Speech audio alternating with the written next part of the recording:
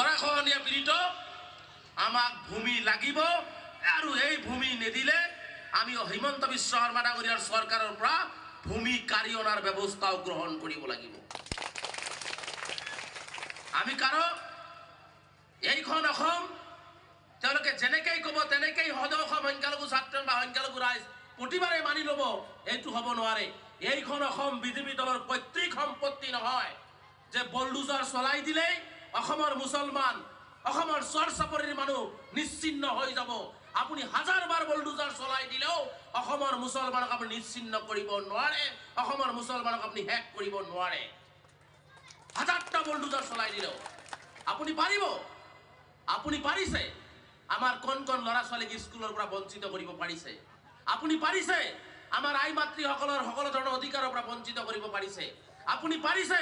আমাৰ ল'ৰা ছোৱালীৰ মুখৰ ভাত কাঢ়ি ল'ব পাৰিছে। আপোনাৰ ক্ষমতা আছে, পাৱাৰ আছে, পুলিচ আছে, মিলিটাৰী আছে, আপুনি এইখিনিয়ে কৰিব পাৰিব, তাতকৈ আৰু বেছি কৰিব নোৱাৰে। মুছলমানসকল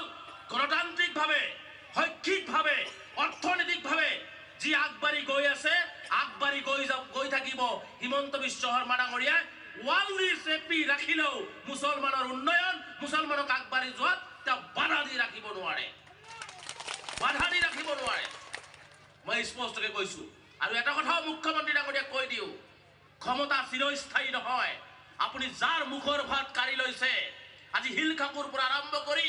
গৰুখুটি, লামডিং, বৰচালা, বুঢ়াবুঢ়ী চাপৰি, ধুবুৰী, বঙাইগাঁও, বৰপেটা, যিসকল মানুহৰ মুখৰ ভাত আপুনি কাঢ়ি লৈছে, যিসকলৰ পিন্ধনৰ কাপোৰ আপুনি কাঢ়ি লৈছে, যিসকলৰ শিক্ষা জীৱন আপুনি কাঢ়ি লৈছে, তাৰ অভিশাপ আপুনি এই পৃথিৱীতেই পাব। আপোনাৰ চৰকাৰে এই পৃথিৱীতেই পাব, কাৰণ নেদেখাজনৰ বিচাৰ কিন্তু আছে, আৰু নেদেখাজনৰ বিচাৰ খুব লাহে লাহেই হয়। আৰু মুখ্যমন্ত্ৰী ডাঙৰীয়া, আপোনাৰ সতীৰ্থ কেন্দ্ৰীয় মন্ত্ৰীও কিন্তু পাকে প্ৰকাৰে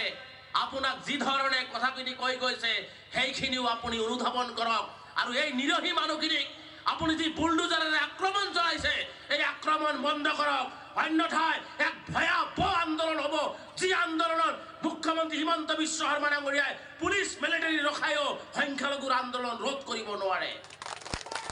কাৰণ ৱালটো যেতিয়া আমি পাই যাম, অত্যাচাৰৰ সীমা যেতিয়া চেৰাই যাব, যেতিয়া অত্যাচাৰৰ সীমা চেৰাই গৈ যেতিয়া সহ্যৰ বাহিৰ হৈ যাব, তেতিয়া কিন্তু আমি গণতান্ত্ৰিকভাৱে আৰু পিছফালে নাযাওঁ, সন্মুখৰ ফালে গণতান্ত্ৰিক আন্দোলনৰ ভাৱে যেতিয়া আগবাঢ়িম, সেই আন্দোলনত যদি কোনো অপ্ৰীতিকৰ পৰিস্থিতিৰ সৃষ্টি হয়, সম্পূৰ্ণভাৱে অসমৰ মুখ্যমন্ত্ৰীয়ে জগৰীয়া হ'ব। এজন মুখ্যমন্ত্ৰী হিচাপে আজি এজন মুখ্যমন্ত্ৰীয়ে কয় চৰৰ মানুহক পাত্তা দিয়া নহ'ব, বসুন্ধৰা 2টো অন্তৰ্ভুক্ত কৰা নহ'ব।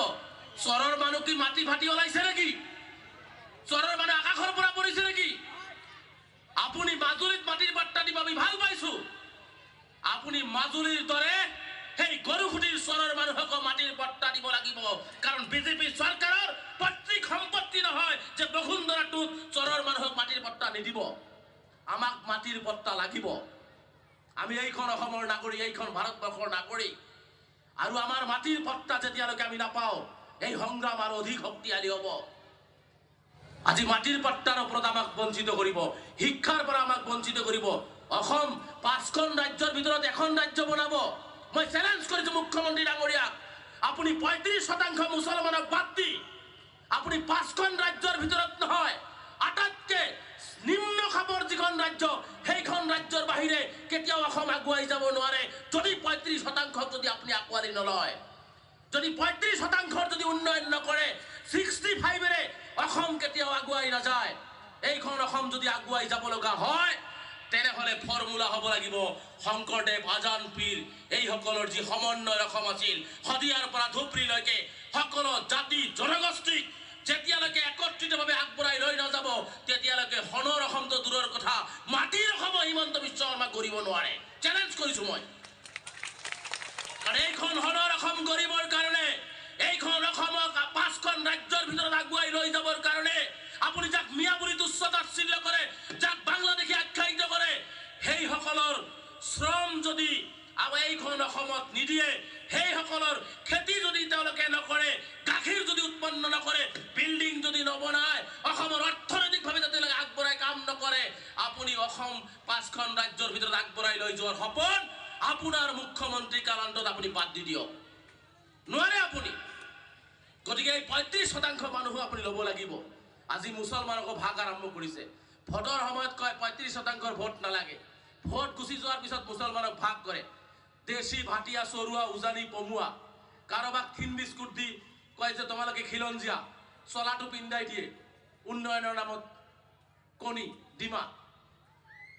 আৰু কাৰোবাক বলডুজাৰ চলাই দি অত্যাচাৰ চলায় কাৰোবাক বলডুজাৰ নচলায় কলমে দি সেই খিলঞ্জীয়াৰ নাম দি পেলাই একো নিদিয়ে আৰু অখিলঞ্জীয়াৰ নাম কৈ আকৌ এইবিলাকক বলডুজাৰ চলায় হিমন্ত বিশ্ব শৰ্মাৰ ফৰ্মুলা এটাই অসমৰ হদিয়াৰ পৰা ধুবুৰীলৈকে মুছলমানসকল যাতে নিজৰ অধিকাৰৰ বাবে ঐক্যবদ্ধভাৱে আগবাঢ়ি আহিব নোৱাৰে নিজৰ অধিকাৰৰ বাবে যাতে আন্দোলনত একেলগে থিয় নহয় তাৰ কাৰণে মুছলমানৰ মাজত ভাগ কৰিছে কিন্তু আমি মুছলমান হিচাপে নহয় আমিতো মুছলমান হয় কিন্তু আমি প্ৰথমতে ভাৰতীয় আৰু অসমীয়া আমি সকলো মুছলমানে ঐক্যবদ্ধভাৱে হিমন্ত বিশ্ব শৰ্মা ডাঙৰীয়াৰ এই ধৰণৰ কুটিল ৰাজনীতিৰ ভেহু ফালি আমি ওলাই গৈ আমাৰ উন্নয়ন কৰিব লাগিব ভেহু ফালি আমাৰ অধিকাৰ আমি ল'ব লাগিব আমি সকলো জাতি জনগোষ্ঠীৰ লগত আমি মিলাপ্ৰীতি থাকিব বিচাৰো আজি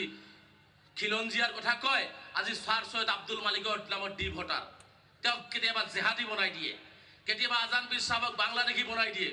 বাক হাজৰিকাক মুখ্যমন্ত্ৰীৰ দৰে ব্যক্তিয়ে বাক হাজৰিকাক নস্বাত কৰি দিয়ে মই এই ধৰঙতে কৈ গৈছো আজি ছাৰ সৈয়দ আব্দুল মালিক বাক হাজৰিকা আজান পীৰ সাহেবৰ সমকক্ষ নহয় তেওঁৰ কাখৰ চিয়াৰত বহিবৰ কাৰণেও মুখ্যমন্ত্ৰীয়ে 25 বাৰ অসমৰ মুখ্যমন্ত্ৰী হলেও তেওঁলোকৰ কাখত বহাৰ অধিকাৰ বা তেওঁলোকৰ কাখৰ বহাৰ ক্ষমতা তেওঁৰ নাই সেইখিনি যোগ্যতা তেওঁৰ নাই আজান পীৰ সাহেবৰ কাখত বহাৰ আজান পীৰ সাহেবৰ কথাটো বদনামটো দূৰৰে কথা তেওঁৰ নাম তেওঁলোকে গালি পৰা তেওঁলোকক বাক হাজৰিকাক নস্বাত কৰাৰ তেওঁলোকৰ সেইখিনি যোগ্যতা তেওঁলোকৰ বিজেপি দলৰ নাই আজি বাক হাজৰিকাক নস্বাত কৰে আজি আজান পীৰ সাহেবক নস্বাত কৰিব ছাৰ সৈয়দ আব্দুল মালিক সাহেবৰ কাম কাজক তেওঁলোকে তুলনা কৰিব আজি কাৰোবাক বৰপেটাত গ'লে বাংলাদেশী বুলি ক'ব এইবোৰ কৈ অসমৰ মুখ্যমন্ত্ৰী ডাঙৰীয়া কিছুদিনৰ কাৰণে ৰাজনীতি কৰিব পাৰিব কিছু সময়ৰ কাৰণে আপুনি মুছলমান হিন্দু ভাগ কৰিব পাৰিব কিন্তু অসমখনক স্থায়ীভাৱে আগুৱাই লৈ যাব নোৱাৰে সেইকাৰণে মুখ্যমন্ত্ৰী ডাঙৰীয়াক মই আহ্বান জনাইছো এজন মুখ্যমন্ত্ৰী হৈ ভাৰতীয় সংবিধানৰ শপত খাই আল্লাহ ভগৱান গড ঈশ্বৰৰ নামত শপত খাই আপুনি এনেকুৱা ধৰণৰ নিকৃষ্ট মানসিকতাৰ কাম বন্ধ কৰক ৰাজনীতি সৰ্বোচ্চ নহয় ৰাজনীতি চিৰস্থায়ী নহয় গতিকে ৰাজনীতি যেহেতু চিৰস্থায়ী নহয় গতিকে মানুহৰ লগত এনেকুৱা অন্যায় বন্ধ কৰক অসমৰ মুছলমানৰ লগত আপুনি যি অন্যায় কৰি আছে অসমৰ মুছলমানক আপুনি যি অত্যাচাৰ কৰি আছে সেই অত্যাচাৰবিলাক মই বিনম্ৰতাৰে আপোনাক আহ্বান জনাইছো যে আপুনি মানুহ হিচাপে অন্তত মুখ্যমন্ত্ৰী কথাটো বাদে দিলো এজন মানুহ হিচাপে এই ধৰণৰ অন্যায় আৰু অত্যাচাৰ এই সকল মানুহক কৰা বন্ধ কৰক কাৰণ এই সকল মানুহ এই সকল জীৱ জন্তু নহয় গতিকে যে জীৱ জন্তুৰ দৰে আপুনি ব্যৱহাৰ নকৰিব আপোনাৰ দলে ব্যৱহাৰ নকৰিব এই আহ্বান মই মুখ্যমন্ত্ৰীক ৰাখিছো অন্যথাই কিন্তু এই মানুহখিনিৰ অভিশাপ লাগিব আজি বিজেপি দলৰ কি কয় বিধায়ক বৰ্তমানৰ মন্ত্ৰী যিজন মানুহ বৰপেটাত থাকে ৰঞ্জিত দাস তেওঁ কি কয় যে বৰপেটাত গ'লে বাংলাদেশী লাগে হাপেহে হাপৰ ঠেং দেখে কথাটো আছে না নাই যদি বৰপেটাত গ'লে বাংলাদেশী লাগে আপুনি বৰপেটাৰ বাসিন্দা তেনেহলে প্ৰথমতে আপুনিয়ে বাংলাদেশী হ'ব লাগিব তেতিয়াহে আপুনি বাংলাদেশী দেখা পাব গতিকে ৰঞ্জিত দাসক ডাঙৰীয়াক মই এটা কথা স্পষ্টকৈ কৈছো যে আপোনালোকৰ দৰে ব্যক্তিৰ সাৰ্টিফিকেট অসমৰ মুছলমানৰ প্ৰয়োজন নাই যদি বাংলাদেশীৰ ৰক্ষক হয় বাংলাদেশীৰ আপোনালোকে আনিব বিচাৰে আমি আনিব বিচৰা নাই ৭১ৰ পিছত অহা এজন মুছলমান য'ৰ পৰাই নাহক কিয় আমি অসমৰ কত থাকিবলৈ নিদিওঁ ৰঞ্জিত দাস ডাঙৰীয়া ক'ব পাৰিব সাহস আছে বুকুত গতিকে বাংলাদেশীৰ ৰক্ষক আমসুক গালি পাৰি বাংলাদেশীৰ বৰপেটাক বাংলাদেশী কৈ ৰঞ্জিত দাসে লাভ নাই যদি মই স্পষ্টকৈ কৈছো যদি বাংলাদেশীৰ ৰক্ষক হয় আৰু যদি বাংলাদেশীৰ লগত কিবা সম্পৰ্ক আছে মই স্পষ্টকৈ কৈছো ৰঞ্জিত দাসৰে আছে মন্ত্ৰী ৰঞ্জিত দাস ডাঙৰীয়াৰে আছে আমাৰ নাই আছে ভাই আপোনালোকৰ কোনো বাংলাদেশীৰ লগত সম্পৰ্ক আছে কোনো নেপালৰ লগত সম্পৰ্ক আমেৰিকাৰ লগত সম্পৰ্ক আমাৰ নাই যিসকলে কয় যিসকলে গোন্ধ পায় তেওঁলোকৰ লগত এই সম্পৰ্ক আছে আৰু এজন আছে ভৱেশ কলিতা ডাঙৰীয়া তেওঁ কয় আমচু কোন হয় আমচু কোন তেওঁ চিনিব কেনেকৈ আমচু অসমৰ মানে ভাষা সাহিত্য সংস্কৃতিত কি অৱদান আছে মই যদি প্ৰশ্ন কৰোঁ ভৱেশ কলিতাৰ অসমৰ ভাষা সংস্কৃতি আৰু অসমীয়া জাতি গঠন প্ৰক্ৰিয়াত কি অৱদান আছে তেওঁ আমচু চিনি নাপাব কাৰণ কি জানে আমচু এইখন অসমৰ এইখন মাটিৰ উৰ্বৰা পৰশত জন্ম লোৱা আমচু আৰু তেওঁৰ দল আৰু তেওঁৰ যি আইডিঅলজি সেই আইডিঅলজি হৈছে নাগপুৰৰ আইডিঅলজি তেওঁৰ দলৰ নীতি আদৰ্শ হৈছে নাগপুৰৰ নীতি আদৰ্শ গতিকে আমচুৰ লগত তেওঁলোকৰ নীতি আদৰ্শ নবনে কাৰণ আমচুৰ নীতি আদৰ্শ হৈছে অসমৰ মাটিৰ লগত অসম মাতৃভূমিৰ লগত আমাৰ সম্পৰ্ক গতিকে আমি অসম মাতৃভূমিক ভাল পাওঁ আৰু তেওঁলোকে নাগপুৰক ভাল পায় গতিকে আমাক আমচুক তেওঁলোকে চিনিব নালাগে গতিকে ভৱেশ কলিতা ডাঙৰীয়াক কৈছোঁ যে আপুনি আমচুক চিনি নাপালেও আমাৰ আহে নাযায় আপোনাৰ চাৰ্টিফিকেট দি আমচু চলাও নাই আৰু ভৱিষ্যতেও আপোনাৰ আমচু চাৰ্টিফিকেট দি নচলে গতিকে এই ধৰণৰ কথা বাৰ্তাবিলাক অসমত চলিছে সেইকাৰণে কৈছোঁ যে অসমত বিশেষকৈ অসমৰ মুছলমানসকলক যি ধৰণে শদিয়াৰ পৰা ধুবুৰীলৈকে টাৰ্গেট কৰা হৈছে আমি কোনো জাতি জনগোষ্ঠীৰ বিৰুদ্ধে নহয় আমি সকলো জাতি জনগোষ্ঠীৰ লগত হাতে হাত থৈ আমি মুছলমান হিচাপে নহয় এক অসমীয়া জাতি হিচাপে আমি একত্ৰিতভাৱে আগবাঢ়িব বিচাৰিছোঁ তাত কোনো ধৰণৰ দ্বিধা নাই তাত কোনো ধৰণৰ সন্দেহ নাই কিন্তু তেওঁলোকে যি অসমৰ মুছলমান হিন্দু খ্ৰীষ্টান ভাগ কৰিব বিচাৰিছে এই ভাগ আমি মুছলমানসকলে অসমত কেতিয়াও হ'বলৈ নিদিওঁ আমি মানুহ হিচাপে অসমীয়া জাতি হিচাপে আমাৰ অসমখন আমি ধৰি ৰাখিম কোনোবাই ৰাখক বা নাৰাখক আৰু এই কথাটো মই স্পষ্টকৈ আজিও কৈছোঁ মই মুকলিকৈ কৈছোঁ যদি মুখ্যমন্ত্ৰী আৰু বিজেপি দলৰ মুছলমানৰ প্ৰতি ইমানেই ঘৃণা মুছলমানক দেখিব নোৱাৰে দেখিলেই বুলডোজাৰ চলাব মন যায় মাদ্ৰাছা দেখিলেই ভাঙিব মন যায় হে মুখ্যমন্ত্ৰী ডাঙৰীয়া মই আপোনাক প্ৰত্যাহ্বান জনাইছোঁ যদি মুছলমানক দেখিব নোৱাৰে আপুনি মুখ্যমন্ত্ৰী হিচাপে এটা ৱাল দি দিয়ক মুছলমানক এক চাইড কৰি দিয়ক মুছলমানে তাতে এজন অসমীয়া হিচাপে সেই ৱালৰ পিছফালে থাকি এজন অসমীয়া হিচাপে অসমখনক ধৰি ৰাখিব ৱাল দি দিয়ক যদি মুছলমানক তো দেখিব নোৱাৰে কিন্তু এনেকুৱা অন্যায় সহ্য কৰা নহ'ব একফালেদি ক'ব মুছলমানৰ ভোট নালাগে আনফালেদি ক'ব মুছলমান তাতে গ'লে বাংলাদেশী লাগে আনফালেদি কাৰোবাৰ সৈয়দ আব্দুল মালিক ছাৰক জিহাদী বনাব আনফালেদি আজান পীৰ চাহাবক বাংলাদেশী বনাব তেওঁ ভাবিছে কি যে মুছলমানসকল আন্দোলন কৰিব নাজানে মুছলমানসকল নিজৰ অধিকাৰ প্ৰাপ্যৰ অধিকাৰৰ কথা ক'ব নাজানে মই এটা কথা স্পষ্টকৈ মুখ্যমন্ত্ৰীক কৈছোঁ যে আপুনি এনেকুৱা অন্যায়ৰ অত্যাচাৰ চলি থাকিলে আমি যি গণতান্ত্ৰিক আন্দোলন অসমত বিভিন্ন ঠাইত কৰি আছোঁ ৰমজানৰ পিছত আকৌ আন্দোলন আৰম্ভ হ'ব আৰু এই আন্দোলনৰ পিছতেই অসমৰ মুখ্যমন্ত্ৰীৰ এই হিটলাৰী আৰু স্বৈৰতন্ত্ৰ শাসনৰ বিৰুদ্ধে মুখ্যমন্ত্ৰীৰ অন্যায় আৰু অত্যাচাৰৰ বিৰুদ্ধে আমি দিছপুৰত সেইদিনাখন ঐক্যবদ্ধভাৱে স্কুল কলেজ খেতি পথাৰ সকলো এৰি দি ল'ৰা ছোৱালীলৈ ৰাস্তাৰ কাষে কাষে আমি দিছপুৰলৈ যাত্ৰা আৰম্ভ কৰিম আৰু দিছপুৰৰ পৰাই সংখ্যালঘুৰ অধিকাৰ কাঢ়ি অনাৰ ব্যৱস্থা গ্ৰহণ কৰিম আৰু তাত যদি আমাৰ কোনো আমচু কৰ্মীৰ প্ৰাণো যায় তেওঁ আমি সাজু আছোঁ তথাপিও আমি সাজু আছোঁ আৰু সেই আন্দোলনৰ কাৰণে মুখ্যমন্ত্ৰীক সাজু থাকিবৰ কাৰণে স্পষ্টভাৱে সকীয়াই দিছোঁ আজি দুখ লাগে আজি মাদ্ৰাছাত জেহাদী আছে অমুক আছে তমুক আছে আৰে ভাই জেহাদী আছে আৰু কিবা আছে ধৰক ফাঁচি দিয়ক আৰু কিবা কৰক আমি মুছলমানসকল সহযোগিতা কৰিম ঘৰে কি অপৰাধ কৰিছে বিল্ডিঙে কি অপৰাধ কৰিছে আৰু যদি বিল্ডিংটো তুমি জেহাদীৰ ঘাটিৰ কাৰণে ভাঙিছা তেনেহ'লে কাগজত কিয় লিখা যে বিল্ডিং দুৰ্বল বিল্ডিং ভাঙি ছাত্ৰ পৰি মৰি যাব দুই ধৰণৰ কথা কিয় গতিকে মুখ্যমন্ত্ৰী ডাঙৰীয়াক মই স্পষ্টকৈ কৈছোঁ যে আপুনি আপোনাৰ ক্ষমতা আছে পুলিচ আছে মিলিটাৰী আছে বুলডোজাৰ আছে জেচিপি আছে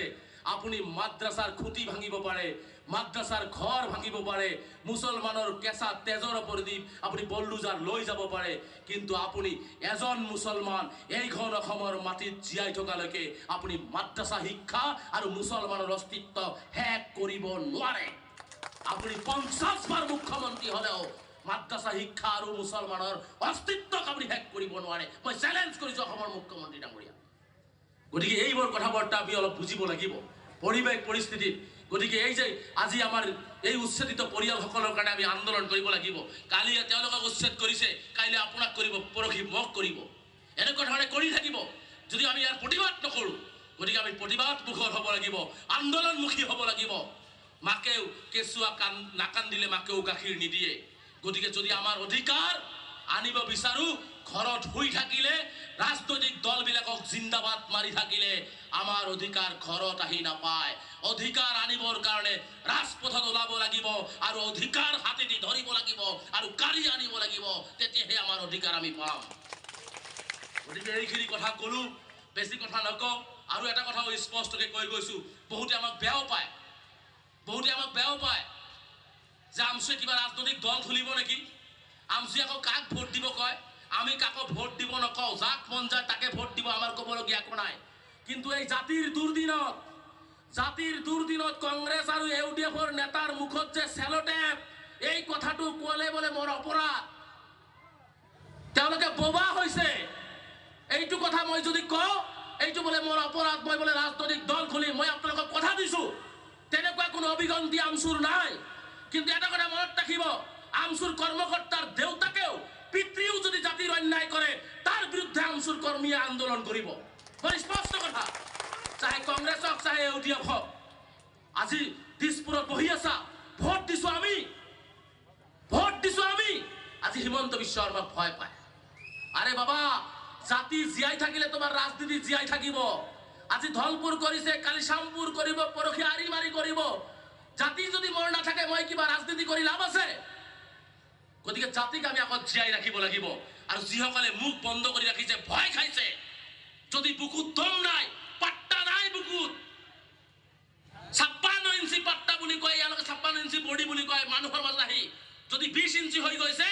আমচুৰ পতাকাৰ তলত আহি একত্ৰিত হওক, আপোনালোকক আমচুৱে নেতৃত্ব দিব। কিন্তু মুখ বন্ধ কৰি থাকিলে আমি মানি নলওঁ। মুখ বন্ধ কৰি থাকিলে কংগ্ৰেছ হওক ইউডিএফ হওক, আপোনালোকে যি দল কৰে মোৰ ক'বলগীয়া একো নাই, মই ভোট খুজিবলৈ নাহোঁ। কিন্তু জাতিৰ বিপদৰ সময়ত জাতিৰ ওপৰত বলডুজাৰ চলিছে, মাদ্ৰাছাৰ ওপৰত আক্ৰমণ হৈছে, আই মাতৃক বেঘৰ কৰা হৈছে, ল'ৰা ছোৱালী শিক্ষাৰ পৰা বঞ্চিত কৰিছে। আজিলৈকে কংগ্ৰেছ আৰু ইউডিএফৰ এজন বিধায়কেও 20,000 মানুহলৈ ৰাজপথত থিয় নহ'লে কিয়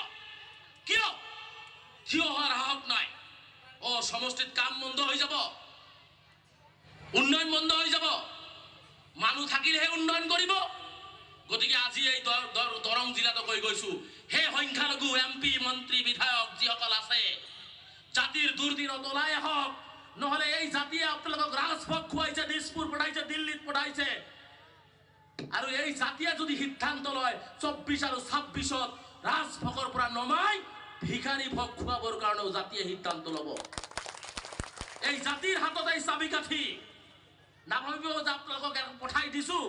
আপোনালোকৰ ল'ৰা ছোৱালী ভাল স্কুলত পঢ়ি আছে, আমাৰ ল'ৰা ছোৱালী স্কুল পোৱা নাই, আৰু মই নীৰৱে বহি থাকিম। মই আমচুৰ সভাপতি হিচাপে কৈছোঁ, এইটো মই নীৰৱে সহ্য কৰিব নোৱাৰোঁ।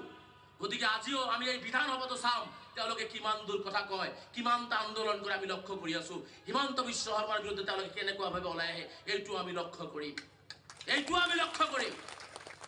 গতিকে